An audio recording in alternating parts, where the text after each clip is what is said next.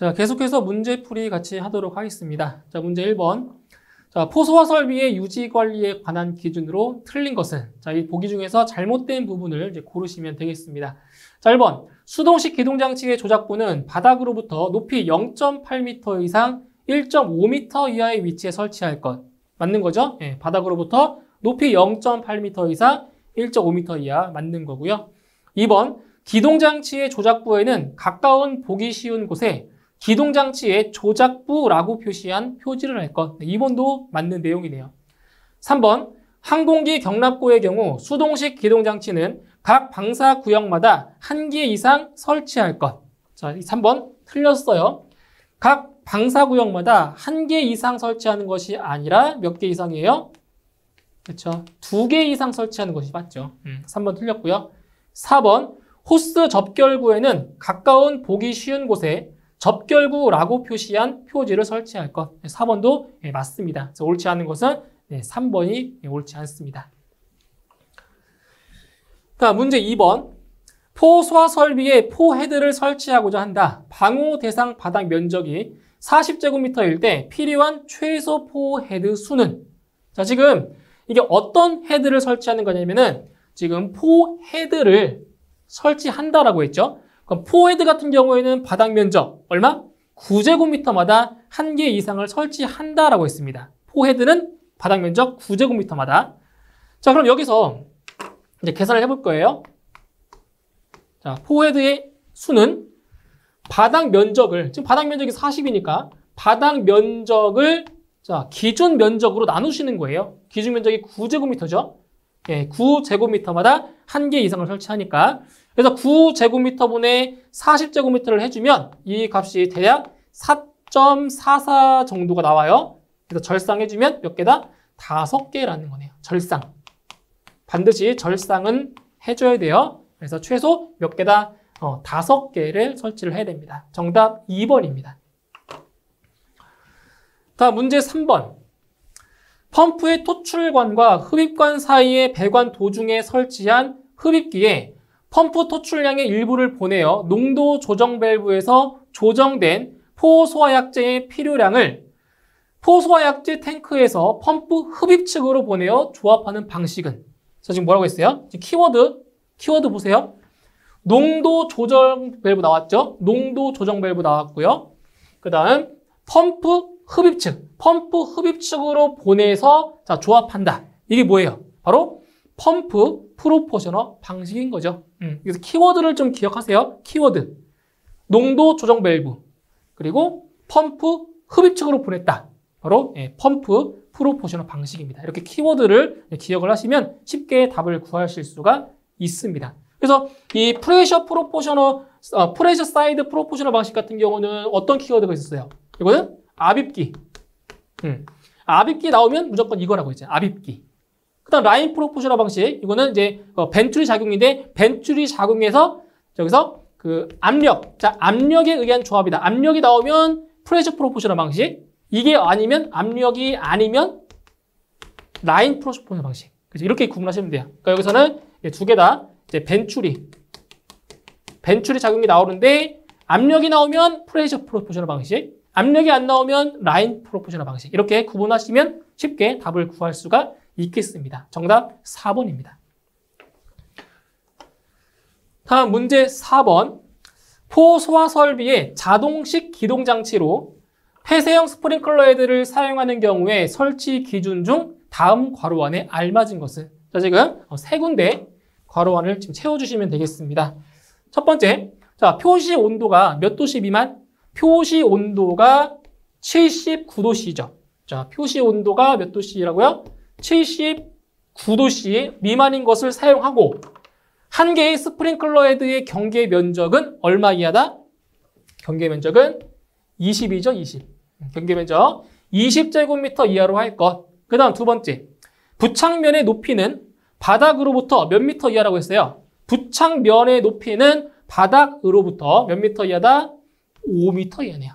5m 이하로 하고 화재를 유효하게 감지할 수 있도록 할 것. 그래서 79, 25가 순서대로 들어가면 되겠네요. 정답 4번에 있습니다. 4번.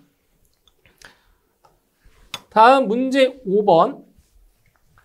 차고 및 주차장에 담배포 소화약제를 사용하는 포 소화 설비를 설치하려고 한다. 바닥 면적 1제곱미터에 대한 포 소화약제의 1분당 방사량의 기준은? 자, 이것은 이제 소방 대상물 그리고 포 소화약제의 종류에 따른 자, 방사량을 이제 구해주는 거예요. 자, 지금 이게 어디냐면 차고 및 주차장이라고 했고요. 그리고 포 소화약제로는 바로 담배포 소화약제를 사용한대요. 딱 나와야 돼요, 방사량. 나와야 돼요. 자, 얼마냐? 바로 6.5리터 이상인 거죠. 6.5리터 이상. 담배포는 6.5리터 이상이에요. 자, 나머지 보기 볼까요? 나머지 보기. 자, 여기서 8.0리터 이상. 이건 뭐죠? 8.0리터는? 이것은 합성 계면 활성제포죠. 맞나요? 활성제포. 합성 계면 활성제포가 8리터 이상이 되고요. 그 다음에 3.7리터는 이건 뭐였어요? 이거는 수성막포. 수성막포였죠. 이렇게 해서 포 소화 약제에 따른 방사량의 기준이 다르기 때문에 이렇게 잘 기억을 해주시면 되고요. 5.0리터 이상은 없었어요. 저런 값은. 맞나요? 없었죠. 그래서 담배포 같은 경우에는 6.5리터 이상이다. 방사량이. 그래서 정답은 2번이 정답이 되겠습니다. 자, 다음 문제 6번. 포 소화 설비의 화재 안전 기준에서 고정포 방출구 방식으로 소화 약제를 방출하기 위하여 필요한 양을 산출하는 다음 공식에 대한 설명으로 틀린 것은? 자, 여기서 이제 고정포 방출구에 따른 이제 그 포 소화 약제의 저장량을 구하는 공식 중에서 여기서 이제 각각 해당하는 값을 자, 틀린 것을 고르시는 거예요. 자, 먼저 Q의 값. 포 소화 약제의 양이다. 어때요? Q. 맞죠? 이게 포 소화 약제의 저장량을 구하는 공식이잖아요. 그래서 1번 맞고요. 2번 T는 뭐겠어요? 타임. 방출 시간. 맞죠? 3번 A는 탱크의 최적이 뭐예요? 최적. 부피죠, 부피? 틀렸죠. 요 A는 탱크의 최적이 아니라 이건 뭐예요? 탱크의 액표 면적이죠. 표면적. 그래서 단위가 면적이니까 제곱미터가 되는 거예요. 그러니까 탱크의 최적 아니에요. 바로 탱크의 액표 면적이 바로 A 값입니다. 틀렸네요, 3번.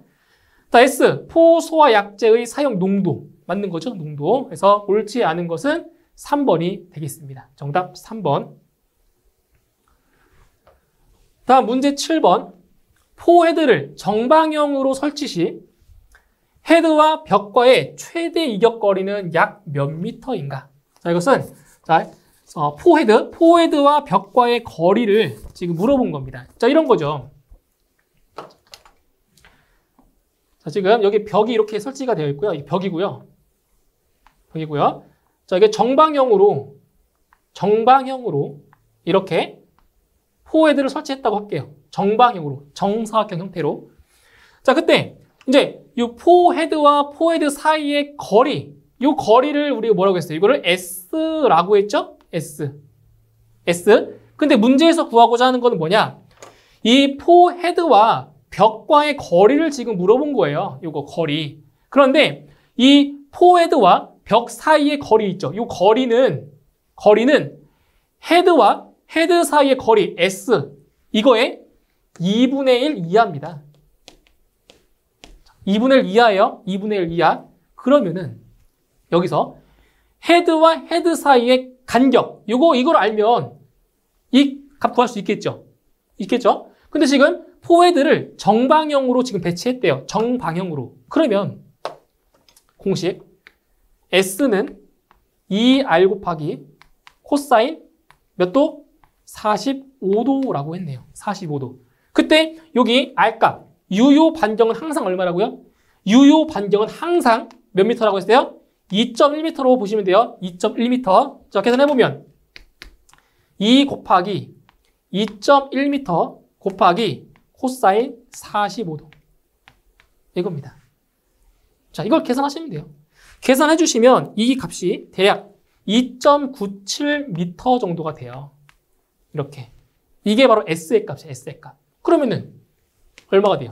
2분의 1 곱하기 2.97m는 대략적으로 1.48m 정도가 나옵니다. 이렇게. 정답 1번입니다.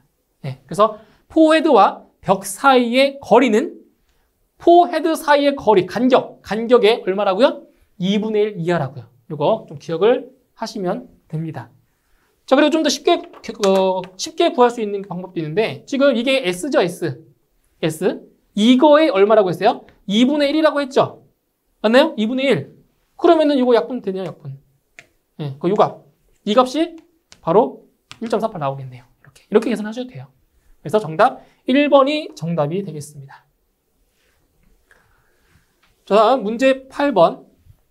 바닥 면적이 180제곱미터인 호스릴 방식의 포소화 설비를 설치한 건축물 내부에 호스 접결구가 2개이고 약재 농도 3%형을 사용할 때 포약재의 최소 필요량은 몇 리터인가? 자, 여기 보세요. 이게 고정포 방출구 방식인지 아닌지를 먼저 보셔야 됩니다. 지금 이게 어떤 방식이라고 했어요, 지금? 호스릴 방식이라고 했죠. 그럼 우리가 알고 있는 고정포 방출구 A, Q1, TS. 자, 이거 쓰면 돼요, 안 돼요? 이 공식이 많이 나오긴 하지만 이거 쓰면 안 된다고요. 왜? 호스릴 방식이니까. 맞나요? 호스릴. 그러면 호스릴 방식일 경우에는 자, 어떤 공식이 있었어요? Q는 N 곱하기 S 곱하기 얼마였어요? 6,000리터. 이거였죠? 이거예요. 그래서 호스릴 방식인 경우에는 이 공식으로 구하시는 겁니다. 그때 요 N값.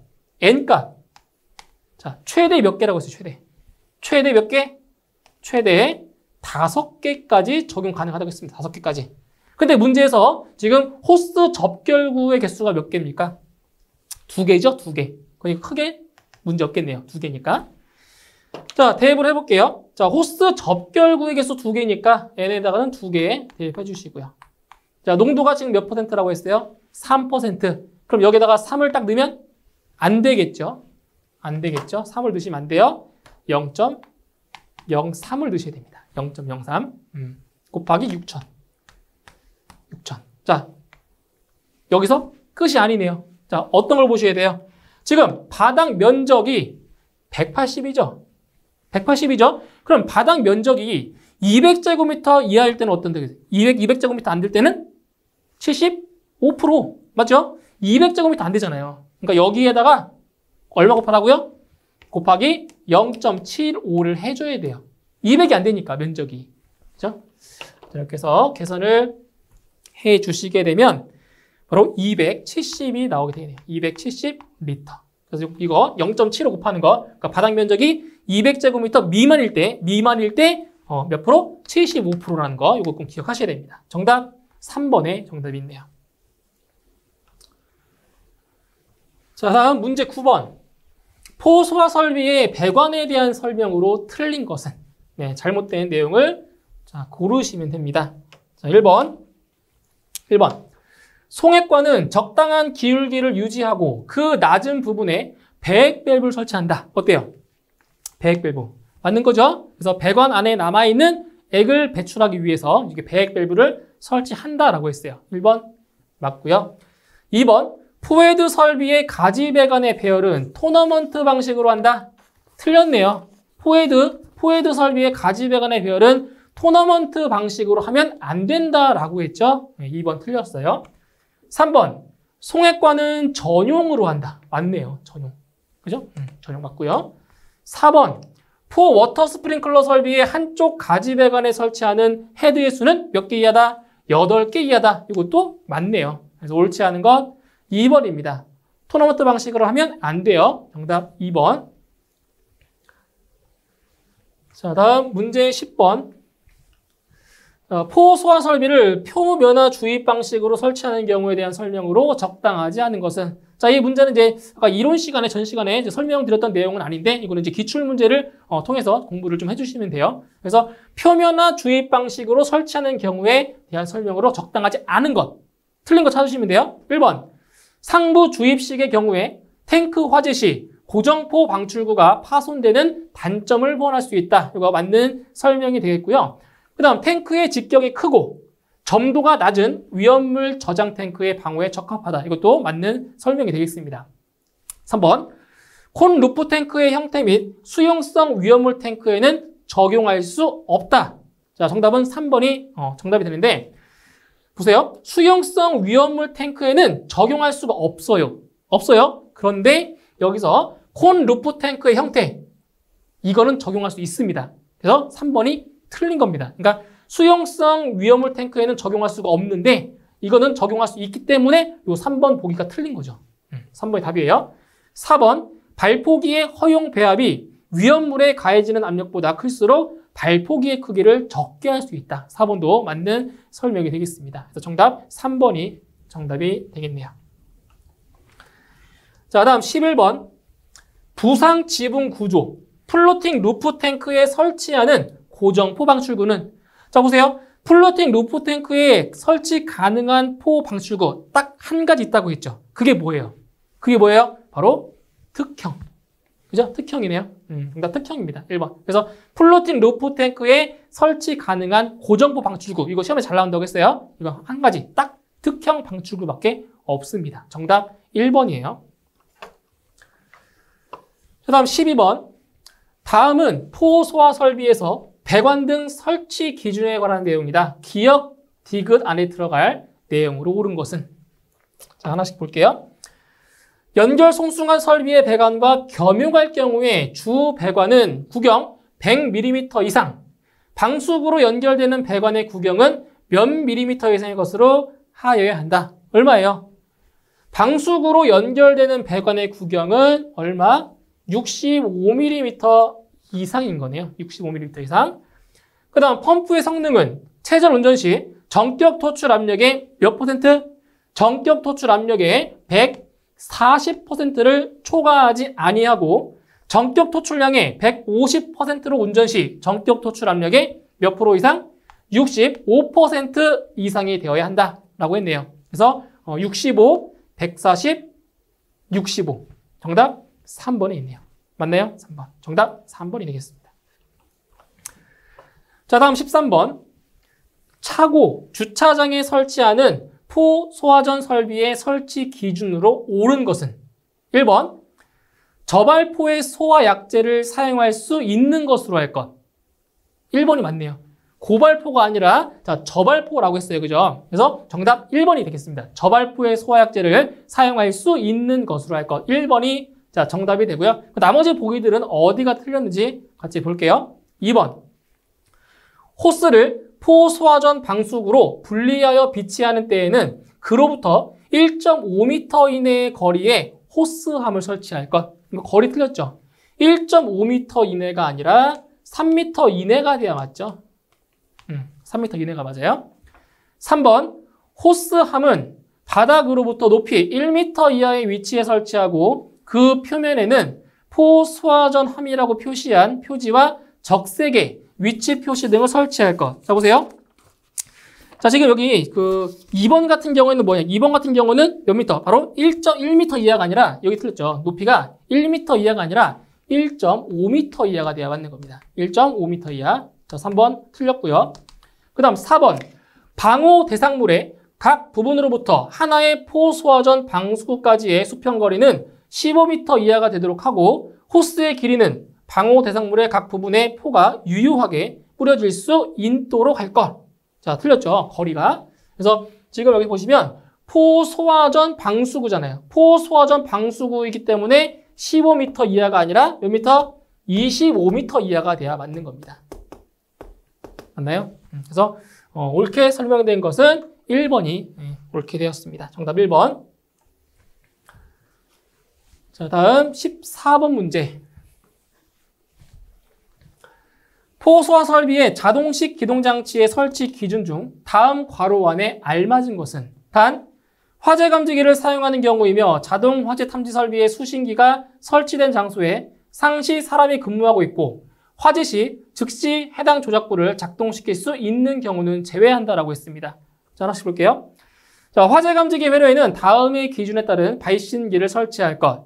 특정 소방 대상물의 층마다 설치하되 해당 특정 소방 대상물의 각 부분으로부터 수평거리가 몇 미터 이하? 수평거리 25m 이하가 되도록 할 것. 다만 복도 또는 별도로 구획된 실로서 보행거리가 얼마이야? 보행거리가 40m 이상일 경우에는 추가로 설치해야 한다라고 했습니다. 그래서 기역은 25m, 니은은 40m가 들어가면 되겠습니다. 정답 2번입니다. 자, 다음 15번. 전역 방출 방식 고발포용 고정포 방출구의 설비 기준으로 옳은 것은? 자, 옳은 걸 찾으시면 됩니다. 1번. 당해 방호구역의 관포 최적 1세제곱미터에 대한 1분당 포 수용액 방출량은 1리터 이상으로 할 것. 1번은 해당 사항이 없어요. 이 설치 기준에 1번은 들어가지 않습니다. 아예 포함도 안 되기 때문에 1번이 틀렸고요. 1번이 왔고요. 고정포 1번 틀렸어요. 지금 옳은 걸 찾는 거니까 1번 틀렸어요. 아예 해당 사항이 안 됩니다. 2번, 고정포 방출구는 바닥 면적 600제곱미터마다 1개 이상으로 할 것. 이거는 면적 틀렸죠. 면적. 600제곱미터가 아니라 얼마예요? 500제곱미터가 돼야 맞는 거죠. 500제곱미터. 2번 틀렸습니다. 3번, 포 방출구는 방호 대상물의 최고 부분보다 낮은 위치에 설치할 것. 낮은 위치가 아니라 어떤 위치라고 했어요? 높은 위치라고 했죠.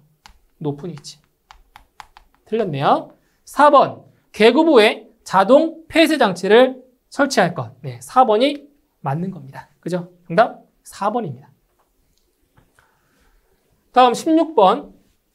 포소화약제의 저장량 계산 시 가장 먼 탱크까지의 송액관에 충전하기 위한 필요량을 계산에 반영하지 않는 경우는, 자, 지금 고정포 방출구 방식에서 포소화약제의 저장량 구할 때 이 배관 보정량을 반영하지 않는 경우가 있다고 했어요. 자, 어떤 경우예요? 바로 송액관의 구경이 75mm, 75mm 이하인 경우는 계산해서 반영하지 않는다라고 했어요. 맞나요? 그래서 송액관의 내경이 75mm 이하인 경우, 이러한 경우에는 계산에 반영하지 않습니다. 정답 1번입니다.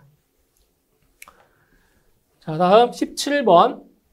포헤드의 설치 기준 중 다음 괄호 안에 알맞은 것은? 자, 내용을 볼게요.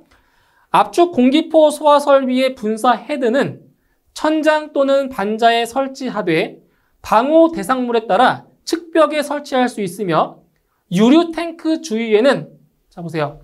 유류 탱크 주위에는 바닥 면적 얼마라고 했어요? 13.9라고 했죠. 예, 유류 탱크 주위에는 바닥 면적 13.9제곱미터마다 1개 이상, 그리고 특수 가연물 저장소에는 바닥 면적 얼마라고 했어요? 9.3제곱미터마다 1개 이상으로 상해 방호 대상물의 화재를 유효하게 소화할 수 있도록 할 것. 그래서 유류 탱크 주위는 13.9, 특수 가연물 저장소는 9.3이 되는 겁니다. 그래서 정답 4번이 정답이 되겠습니다.